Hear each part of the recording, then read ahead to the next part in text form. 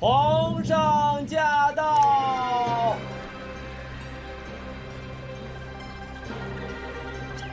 儿臣参见父皇。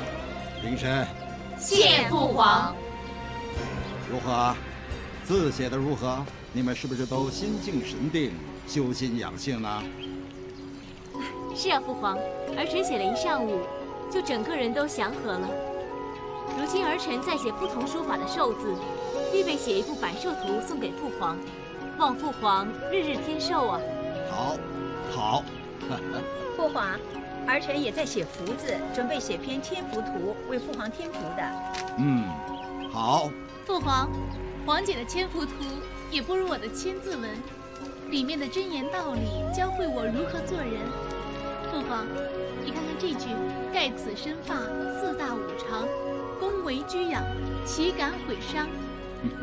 好。儿臣认为《花严经》的真言才是最好的，所以儿臣抄《花严经》送给父皇，莫父皇如经文所云，成就如是无量功德，愿常亲近诸佛如来，同修福念。好，好。朝阳，你呢？咦，是礼记的大学篇呢。是啊，父皇。儿臣认为圣贤之道有如父皇对儿臣的教诲，儿臣终身受用，就如大学之道，在明明德，在亲民，在止于至善。古之欲明，明德于天下者，先治其国；欲治其国者，先齐其家；欲齐其家者，先修其身；欲修其身者，先正其心。好一句修身齐家治国平天下。朕半生戎马，并不是希望自己可以多福多寿，而是大唐好，百姓好。朝阳，你果然明白朕的心意。父皇教诲，儿臣不敢有忘。朕很久没有吃过你亲手做的元宵，那儿臣今晚就为父皇亲自下厨。好。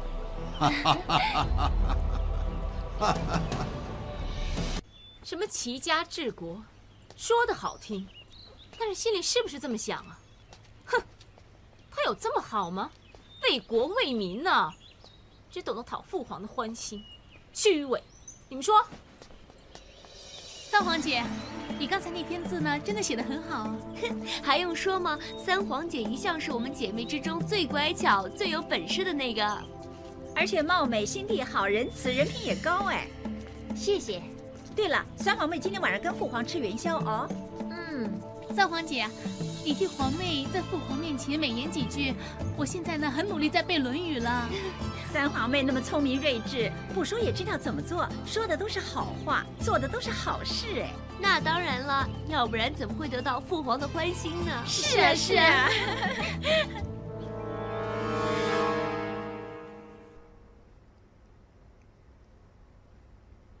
朝阳，你和你娘一样，都有一双巧手。因为儿臣和我娘一样，得到外婆的真传了。回想当年，朕和你娘初次邂逅，就在元宵佳节。朕当时微服南巡，在益州遇见雨嫣。当时她在溪边浣纱，她一颦一笑之间，都散发着一份蕙质兰心，叫朕真是魂牵梦萦。后来你娘为朕做了一碗五色元宵，虽然用的是普通的面团糖心，但是入口甜软，其味之美，令人真是永世难忘。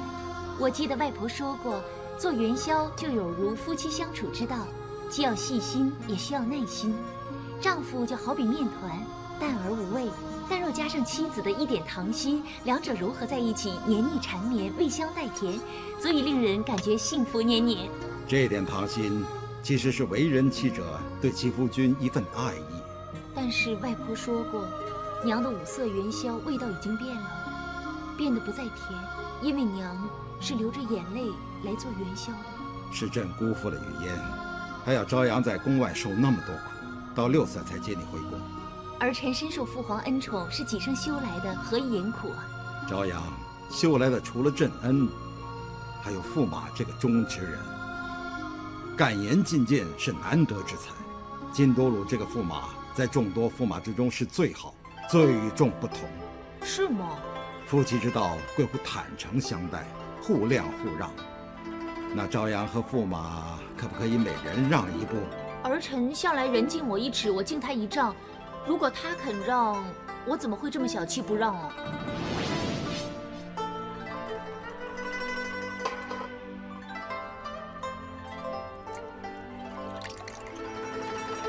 父皇要我们对驸马相敬如宾，本公主当然谨遵皇命。这么巧，父皇又赐予我们高句丽的贡品人参，本公主当然要和驸马分甘同味。这么好，谢公主美意，请驸马慢用。太夫人和二夫人他们好吗？承蒙公主关心，他们目前在普陀清泉寺祈福斋戒。啊，不是吧？想开了，他居然问候奶奶跟二娘。汤趁热喝吧。之前你在两仪殿句句出自肺腑，字字掷地有声，估计也应该补补中气。谢公主关心，这么珍贵的补汤，多路必定一滴不漏。这么好心，突然装关心，小心烫啊！哎，真是失礼。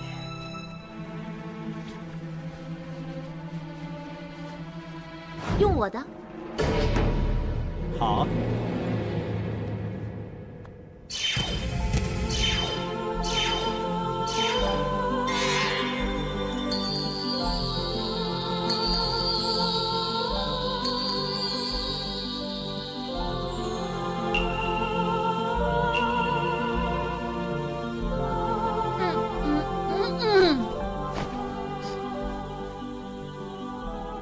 好滑。你是说丝帕？我是说公主的手，公主的手原来比丝帕还要滑。我有没有听错？他居然夸我！听父皇说，驸马曾经夸过我。那公主也有柔声细语说道理的时候。其实她不发脾气的样子还挺温柔婉约的。对了，听父皇说，公主也有夸过我。啊？那你也有一副侠骨柔肠、正气之相。他看起来也不是很差，还一表人才。我以前怎么不觉得？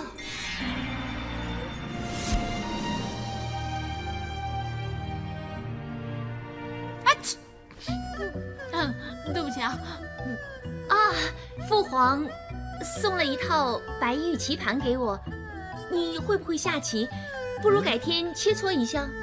好啊，我最喜欢的就是切磋。看他们两个时而拘谨，时而出神，到底是绵里针还是情似金呢？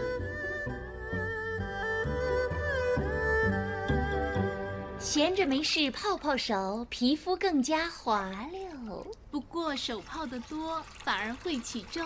真的？但是偶尔泡泡手可以放松歇一歇。哎，这倒是，温软滑溜，滑不溜丢。我看到奇景了，什么？公主，你不觉得她今天的样子特别不同吗？我昨晚也看到奇景，更奇了。怎么奇啊？昨晚驸马过来喝汤，公主居然跟他相敬如宾，琴瑟和谐，一句架都没有吵。你说奇不奇怪？果然很奇怪。你说公主搞什么？突然对你们家二少爷那么好？其实我早说二少爷人挺好的，他这个人不坏。你有这么说过吗？我有啊，不过公主没听进去吗？平时我都不觉得。不过你现在这么说，我又觉得他过得去了。我听说民间有一种中药，泡手挺好的。阿四，不如你待会儿陪我一起出去找啊。哦，找药只是顺便，看看有没有约才是。你想去找丁大人，看他有没有安排你的好姐妹相亲吗？公主果然英明，银嫔没什么瞒得过公主。